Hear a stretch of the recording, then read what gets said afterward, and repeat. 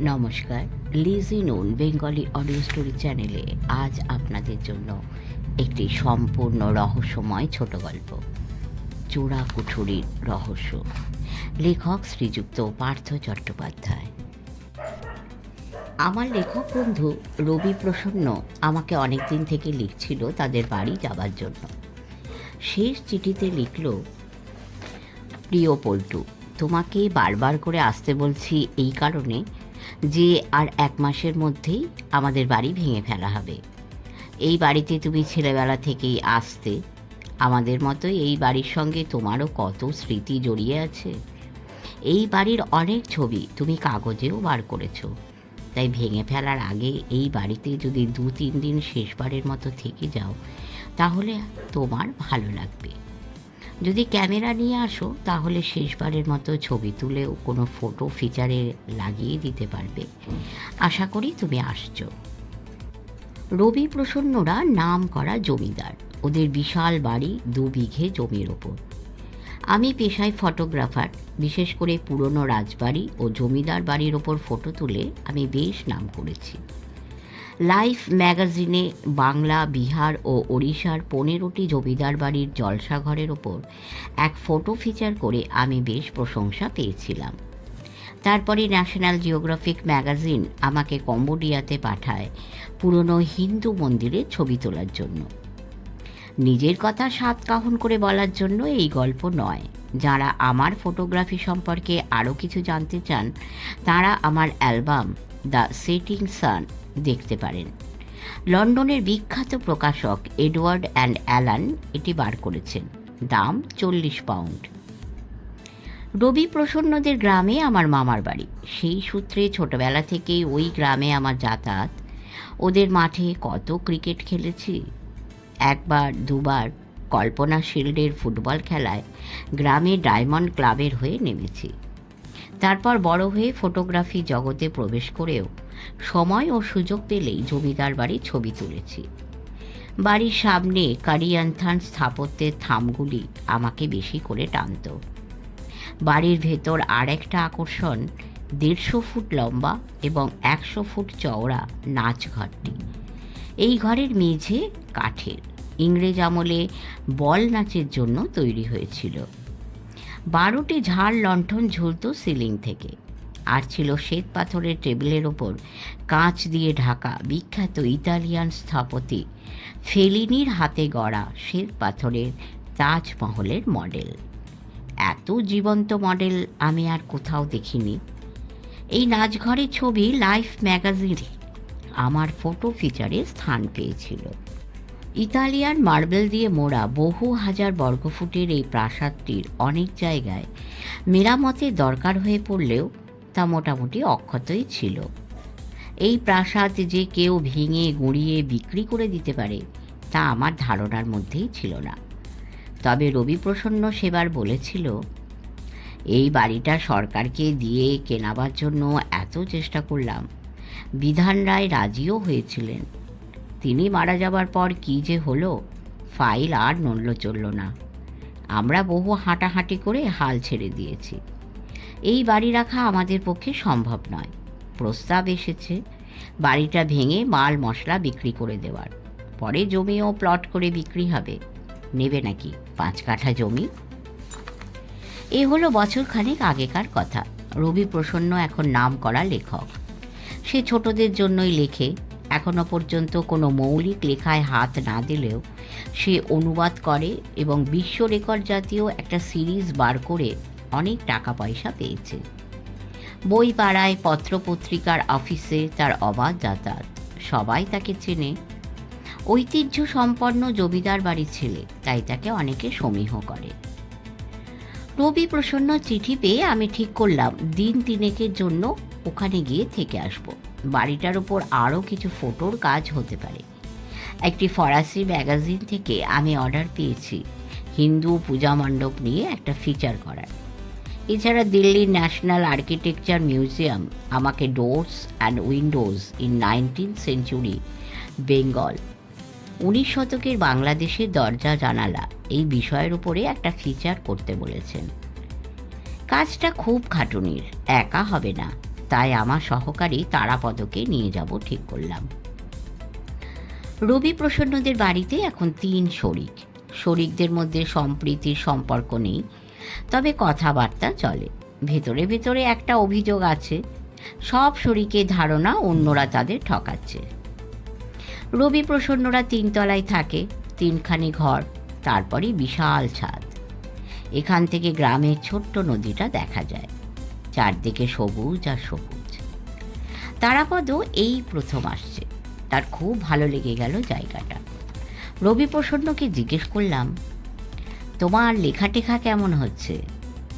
রবি প্রসন্ন বলল, মনটা খুব খারাপ, বাড়িটা ভাঙা হবে, 5 পুরুষের বাড়ি। আমি জিজ্ঞেস করলাম, তোমরা কোথায় যাবে? রবি প্রসন্ন আমাকে ছাদের আলসের কাছে ডেকে নিয়ে গিয়ে বলল, ওই দেখো। কি দেখছো? দেখলাম প্রায় 300 গজ দূরে পরপর 3টি দোতলা বাড়ি উঠছে। রবি বলল, ওই মাঝের বাড়িটা আমার, ওই 3 শরিকের বাড়ি। আমি আবার জিজ্ঞেস করলাম, এখন কি লিখছো?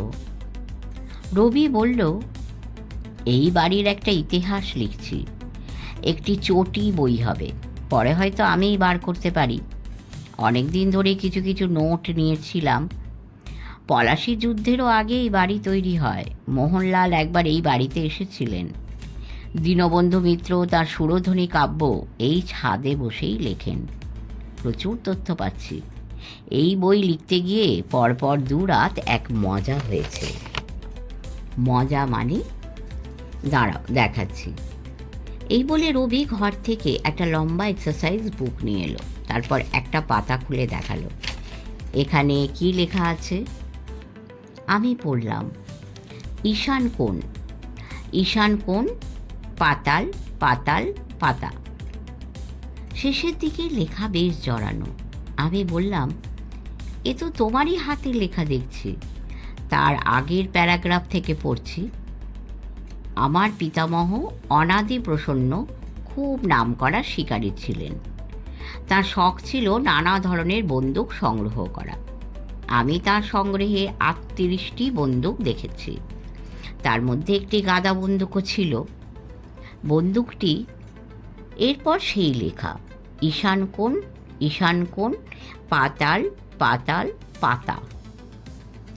রবি প্রসন্ন বলল, গরমের সময় ছাদের ওপর এই বেদিতে হ্যারিকেনের আলোয় আমি লিখি। এখানে ইলেকট্রিক আসেনি, আমার কোনো অসুবিধে হয় না। কালও লিখছিলাম। হঠাৎ লিখতে লিখতে ঘুমে চোখ ঢুলে গেল। তারপর হঠাৎ দেখি আমার হাত আমার অজান্তে কী সব লিখে চলেছে। আমি সম্বিত ফিরে পেয়ে চোখে মুখে জল দিয়ে আসি। তারপর দেখি আমি নিজেই এই কথাগুলো লিখেছি। এর মানে কি, কেন লিখলাম তা বুঝতে পারছি না। আমি বললাম, তারপর আর কি, কাল আর কিছু লিখিনি। মনটা কেমন যেন ভার হয়ে আছে। ঈশান কোণ কথাটাই বা হঠাৎ কোথা থেকে এলো? আমি বললুম, হয়তো কোনো অবচেতন মনের কথা। ঈশান বলে কাউকে চেনো নাকি? রবি অনেক ভেবে বলল, অনেক দিন আগে গ্রামের পোস্টমাস্টার ছিলেন ঈশানবাবু, কিন্তু তিনি তো বদলি হয়ে গেছেন অনেক দিন, আর তার কথা আমার মনে আসবেই বা কেন? আমিও কিচ্ছু বুঝতে পারলাম না, তবে ঘুমের ঘোরে এমন হয় মনে করে আমি এ নিয়ে তেমন মাথা ঘামালাম না। ঠিক হলো আগামীকাল সকালে আমরা ফটোগ্রাফির কাজ শুরু করব। একটা দিন কোথা দিয়ে কেটে গেল। পরদিন ভোরে উঠে ওদের মন্দিরের পাশ দিয়ে নদী পেরিয়ে বেশ অনেক দূর ঘুরে এলাম। এখন নদীর ওপর সেতু হয়েছে। আমাদের ছেলেবেলায় একটা বাঁশের সাঁকো ছিল, কিন্তু বর্ষাকালে নদী অনেক চওড়া হয়ে যেত বলে সাঁকোই কাজ চলত না। ফিরে এসে দেখি তারাপদ, রবি প্রসন্ন আর রবির জ্ঞাতি ভাইপোর বন্ধু জগদীশ বসে কথা বলছে। জগদীশ এ বাড়িতে রোজই আসে। ছোকরা একটু পাকা গোছে, নিজেকে খুব চালাক ভাবে, মস্তান টাইপের চেহারা। আমাকে দেখে জগদীশ বলল, পল্টুদা ভালো করে ছবি নিয়ে নিন, যান এবার। আমাকে একটা কপি দেবেন কিন্তু। এই দেখুন কাল রাতে আবার রবিদা কী সব কাণ্ড ঘটিয়েছে। আমি বললাম, রবি, কাল রাতে আবার কি হলো? রবি বলল, কালকেও আবার রাত 12টা বাজতেই চোখ ঘুমে ঢুলে এলো। তারপর লিখতে গিয়ে দেখি আবার সেই কথাগুলোই লিখে বসেছি, ঈশান কোণ, পাতাল। জগদীশ বলল, এই কবি মানুষদের মাথায় কত চিন্তা, সব সময় অন্যমনস্ক, অন্য সময় চিন্তা ফুটে বেরোয়। রবি বলল, কাল আবার এর ওপর সাদা কাগজে আঁকিমুকি কেটেছি। আমাদের পাথরের বারান্দায় একটা বাঘবন্দি খেলার ছক কাটা আছে। আমি সেই ছকটা খাতায় এঁকে ফেললাম, অথচ ওই ছকে আমি কখনো বাঘবন্দি খেলিনি। আমি খাতাটা দেখতে চাইলাম। রবি খাতাটা নিয়ে এলো। যা বলেছিল অনেকটা তাই, একটা বাঘবন্দি ছকই বটে, তবে ঠিক তার বাঁ দিকে একটা তীর চিহ্ন আঁকা। আমি জিজ্ঞেস করলাম, এই তীর চিহ্নটি কি ভাই? রবি বলল, তা জানি না, বাঘবন্দির ছকটা যেমন অজান্তে এঁকেছি, তীর চিহ্নটিও তেমনি অজান্তে। সেদিন জগদীশ আমাকে বলল, পল্টুদা, বাড়ি ভাঙার ব্যাপার সব পাকা হয়ে গেছে। কলকাতার বোস কোম্পানিকে কন্ট্রাক্ট দেব ভাবছি, ওরা বাড়ি ভাঙাই এক্সপার্ট। তুমি বাড়ি ভাঙছো নাকি? হ্যাঁ, আমাকেই ওরা কাজটা দেখতে বলেছেন। আমারও টোপাইস থাকবে। এবারই 2 দিন পরে ভেঙে খসে পড়বে। এখন ভালো দাম যখন পাওয়া যাচ্ছে, তখন সেই টাকায় যার যার বাড়ি হবে, যে যার নিজের মতো থাকুক। এসব রাজবাড়ি কি আজকের দিনে চলে? আপনি কিছু কিনবেন নাকি? আয়না, অয়েল পেন্টিং, মেহগনি কাঠের পালঙ্ক? আমি বললুম, না ভাই। জগদীশ বলল, আমি একটা কুটোও ফেলা যেতে দেব না। দেখবেন পুরনো কার্পেটটা পর্যন্ত বিক্রি করে দেবো। আচ্ছা, রবিদার ওই হিজিবিজি লেখার মাথা মুন্ডু কিছু বুঝতে পারলেন? আমি বললুম, না, যা বলেছি অতিরিক্ত চিন্তা থেকে এক ধরনের ইলিউশন তৈরি হয়। জগদীশের মুখ দেখে মনে হলো সে কোনো গভীর অর্থের প্রত্যাশা করছে। সেদিন সারা দুপুর ধরে ফটোর কাজ হলো। তারাপদকে ছেড়ে দিতে হলো। সে কোনো চিত্র পরিচালকের সঙ্গে আউটডোর শুটিংয়ে শিমুলতলা যাবে। পরদিন সকালে রবিকে বললাম, আজই আমার শেষ দিন। এরপর যখন আসবো তখন তো শুধু এক ধ্বংসস্তূপ দেখব। রবি ম্লান হাসল। আমি বললাম, কাল রাতে কিছু লিখলে? দেখি না, খাতাটা নিয়ে এসো। রবি প্রসন্ন বলল, কাল আর সময় পাইনি, খাতাটা আনছি। খাতাটা আনতে গিয়ে হঠাৎ অস্ফুট চিৎকার করে উঠল। আমি ছুটে গেলাম। কি হলো? রবি তার খাতাটা আমার সামনে পেলে ধরল। একটা সাদা পাতা জুড়ে শুধু কতগুলি ঘোড়া আঁকা, তবে আঁকার মধ্যে কোনো মুন্সিয়ানা নেই। বাচ্চারা যেমন প্রথম আঁকতে শিখলে আঁকে, ঠিক সেই রকম। তবে বোঝা যায় এগুলি ঘোড়া। ঘোড়াগুলি কিন্তু ভর্তি, কিন্তু কি দিয়ে ভর্তি তা বলতে পারবো না। রবি প্রসন্ন বলল, কে আঁকলো? আমার আলমারিতে চাবি দেওয়া থাকে, তালা ছিল বন্ধ অবস্থায়, তাছাড়া ঘরে কেউ আসেনি। তবে এই অবস্থা কেমন করে হলো, কি করে? আমিও কিছু বুঝতে পারলুম না। যাবার সময় আমি বলে গেলাম, বাড়ি যখন ভাঙা শুরু হবে তখন একবার খবর দিও। ভাঙার প্রতিটি স্টেজের ছবি আমি মাঝে মাঝে এসে তুলে নিয়ে যাব।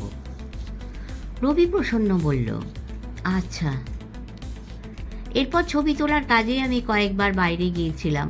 মেলবোর্নে বেঙ্গলি ল্যাঙ্গুয়েজ অ্যান্ড কালচারাল স্কুলের পক্ষ থেকে ডক্টর শ্রীকান্ত বন্দ্যোপাধ্যায়ের উদ্যোগে আমার একটা ছবির প্রদর্শনী হয়ে গেল।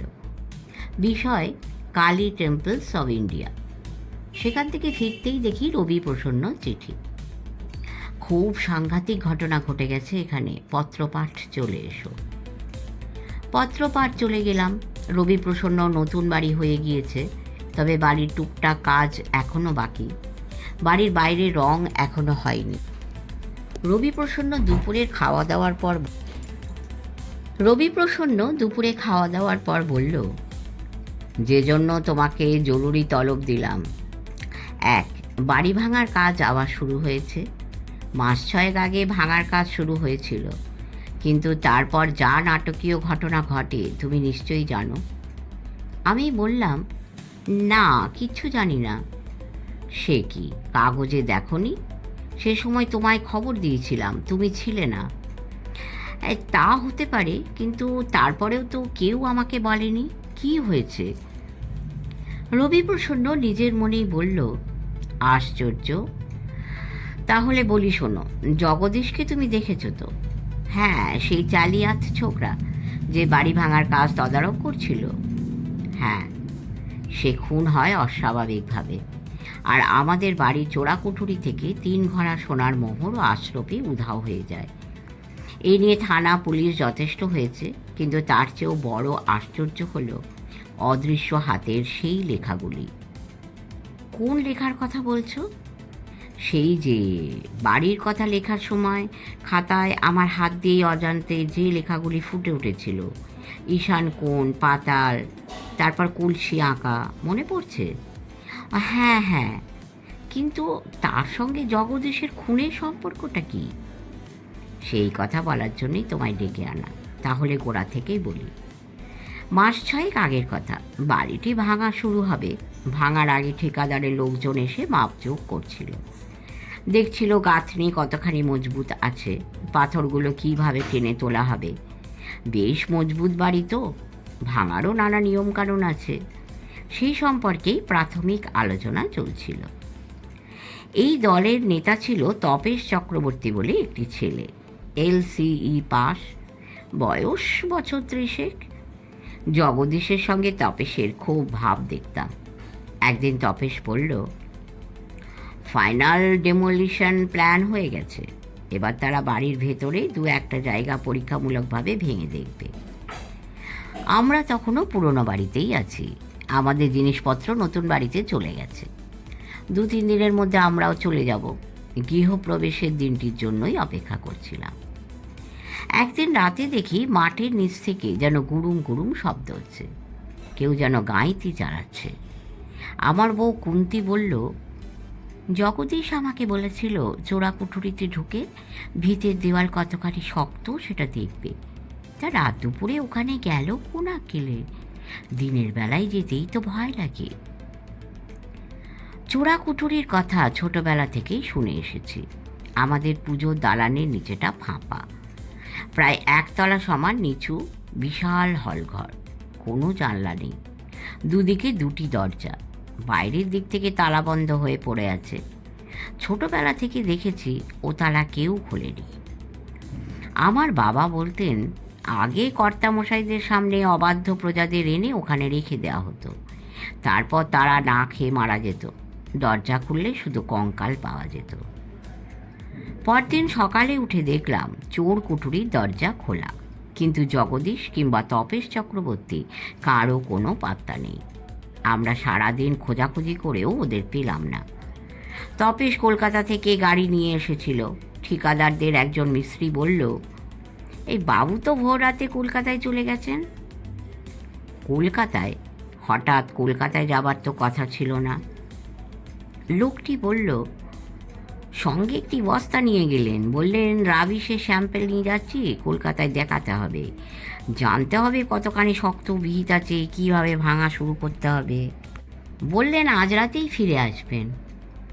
আর জগদীশ? তাকে দেখিনি, বাবু একলাই চলে গেলেন, এমনকি ড্রাইভারকেও রেখে গেছেন। রাত কেটে গেল, জগদীশের কোনো পাত্তা নেই, তপেশও ফিরল না। পরদিন সকালে আমি আমার ভাইপো ইন্দ্রনাথের সঙ্গে পরামর্শ করে ঠিক করলাম চোর কুঠুরিতে গিয়ে নিজেরা দেখে আসব সত্যি সেখানে কি হয়েছে। একটা 5 ব্যাটারির টর্চ ও একটা বড় লাঠি নিয়ে পায়ে গামবুট পরে আমরা চোর কুঠুরিতে ঢুকলাম। কোথাও কোনো কঙ্কাল দেখলাম না। ঘরের মধ্যে ভ্যাপসা গন্ধ, মেঝেই 1 হাঁটু ধুলো, চারপাশে ছড়িয়ে আছে বাতিল পুরনো ফার্নিচার, ভাঙা পালকি, কিছু অব্যবহৃত মার্বেল পাথর, বাড়ি তৈরির সময় বেঁচে যাওয়া কিছু সরঞ্জাম। একটু এগিয়ে নিচে নামার একটা সিঁড়ি পেলাম। এর নিচেও তাহলে ঘর আছে দেখছি। সিঁড়ি দিয়ে প্রায় 20 ফুট নিচে নেমে যেতেই একটা ঘর চোখে পড়ল। ভেজানো দরজা খুলে ঢুকতেই হঠাৎ নরম কি একটা পায়ে লেগে পড়ে যেতেই আমি চিৎকার করে উঠলাম, সাপ সাপ! ইন্দ্র টর্চের আলো ফেলতেই দেখি সাপ নয়, যার ওপর পা পড়েছিল সেটি একটি মানুষের মৃতদেহ। মৃতদেহটির মুখে চোখ পড়তেই অস্ফুট চিৎকার করে উঠলাম, জগদীশ! জগদীশের মাথায় প্রচণ্ড ক্ষত, দেহে নানা জায়গায় ক্ষত, গাঁইতি দিয়ে ওকে মারা হয়েছে, রক্ত জমাট বেঁধে কালো হয়ে গেছে। আর জগদীশের মৃতদেহের সামনেই গড়াগড়ি খাচ্ছে 3টে পেতলের হাঁড়ি। হাঁড়িগুলির রঙও কালো হয়ে গেছে, হাঁড়িগুলি শূন্য। একটু দূরে মেঝের ওপর চকচক করছিল একটা মুদ্রা, সেটি হাতে করেই আমি চিৎকার করে উঠলাম, আশরফি! মোগল আমলের স্বর্ণ মুদ্রা, এক একটার ওজন 1 তোলার কম নয়। রহস্যের কিনারা হতে দেরি হয়নি। 1 মাসের মাথায় বিহারের পূর্ণিয়ার একটা গ্রাম থেকে তপেশ চক্রবর্তীকে গ্রেপ্তার করে পুলিশ, কিন্তু তার কাছ থেকে কোনো স্বর্ণমুদ্রা পাওয়া যায়নি। সেগুলি নাকি তপেশ গলাতে চেয়েছিল একজনকে, সে সেগুলি আত্মসাৎ করেছে, তপেশকে ভাগ দেয়নি। তপেশের কাছ থেকে যা জানা গেল সেটা এই, জগদীশ তপেশকে বলে এই বাড়ির চোরা কুঠুরিতে গুপ্তধন লুকোনো আছে, এ খবর সে পেয়েছে। এখন দুজনে মিলে ওই গুপ্তধন উদ্ধার করে ভাগ্য ফিরিয়ে ফেলবে। সেই মতলব এঁটে ওরা চোরা কুঠুরিতে ভেতরে যায়, কিন্তু আশরফি দেখে জগদীশের মাথা খারাপ হয়ে যায়। সে তপেশকে ভাগ দিতে চায় না। তপেশ তখন মরিয়া হয়ে জগদীশকে আঘাত করে। তপেশের বিরুদ্ধে এখন মামলা চলছে। রবি প্রসন্ন বলল, এইবার সেই হিজিবিজি লেখার কথা উল্লেখ করতে গিয়ে আমার গা শিউরে উঠছে। আমাদের পূর্বপুরুষদেরই কেউ আমাকে এই গুপ্তধনের হদিশ দিয়ে গিয়েছিলেন। প্ল্যানচেটে যেমন আত্মা আসে, তেমনি আমার হাতেও সে সময় কারোর আত্মা এসেছিল, কিন্তু আমি ধরতে পারিনি। অথচ জগদীশ দিব্যি ধরতে পেরেছিল। আমি কত বড় মূর্খ পল্টু! আমার এই আফসোস রাখার আর জায়গা নেই। শেষ করলাম একটি সুন্দর ছোট গল্প। আশা করি আপনাদের ভালো লেগেছে। যদি ভালো লাগে কমেন্ট করবেন, লাইক করবেন, সাবস্ক্রাইব করে আমাদের পাশে থাকবেন।